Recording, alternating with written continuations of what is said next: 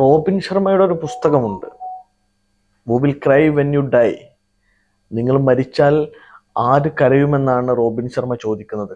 ആ പുസ്തകത്തിൻ്റെ ഉള്ളിൽ നിങ്ങൾ മരിച്ചാൽ കരയാൻ പ്രാപ്തമാകുന്ന ഒരു ജനതയെ ഉണ്ടാക്കാൻ നിങ്ങൾ ഉണ്ടാക്കേണ്ട ഹാബിറ്റ്സിനെ കുറിച്ച്, നിത്യജീവിതത്തിലും നിങ്ങളുടെ സ്വഭാവ ഗുണങ്ങളിലൊക്കെ മാറ്റേണ്ട കാര്യങ്ങളെക്കുറിച്ചാണ് റോബിൻ ശർമ്മ മനോഹരമായി പറഞ്ഞു വെക്കുന്നത്.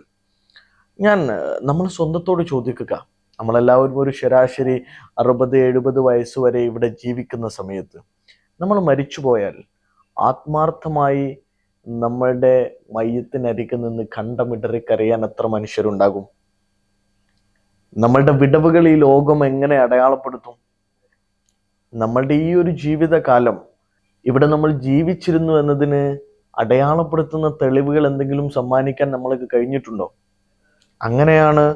അങ്ങനെ ഉണ്ടാകുമ്പോഴാണ് നിങ്ങൾ മരിക്കുന്ന സമയത്ത് നമ്മളുടെ പ്രവർത്തന ഫലമായി ജീവിതത്തിൻ്റെ സന്തോഷങ്ങളെ തിരിച്ചറിഞ്ഞ കുറച്ച് മനുഷ്യരെങ്കിലും ഇവിടെ കരയാനുണ്ടാവണം.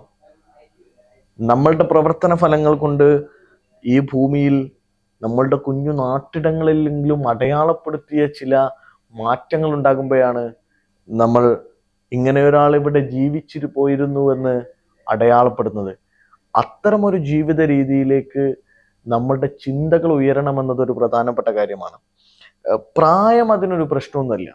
നമ്മൾ പൊളിറ്റീഷ്യൻസിനെ പറയുന്നു, രാജ്യത്തിൻ്റെ പ്രധാനമന്ത്രിക്ക് കടപ്പുറത്ത് മറുപടി പറയുമ്പോൾ CH മുഹമ്മദ് കോയ സാഹിബിന് പ്രായം 22 വയസ്സാണ്. ചന്ദ്രികയുടെ തലപ്പത്തിരുന്ന് കേരളം മുഴുവൻ സമരം നയിക്കുമ്പോൾ സീതി സാഹിബിന് പ്രായം 20കളാണ്. യൗവനത്തിൻ്റെ കൗമാരത്തിൻ്റെ ത്രസിപ്പിലെ പക്വമായ ഇടപെടലുകളും ചിന്തകളും ഉയർന്ന വിഷനുകളൊക്കെ കാണിച്ച ആളുകളാണ് ഇവിടെ മനുഷ്യന്റെ പ്രശ്നങ്ങൾക്ക് മരുന്നായും അടയാളപ്പെടുത്തിയും ഒക്കെ കടന്നുപോയത്.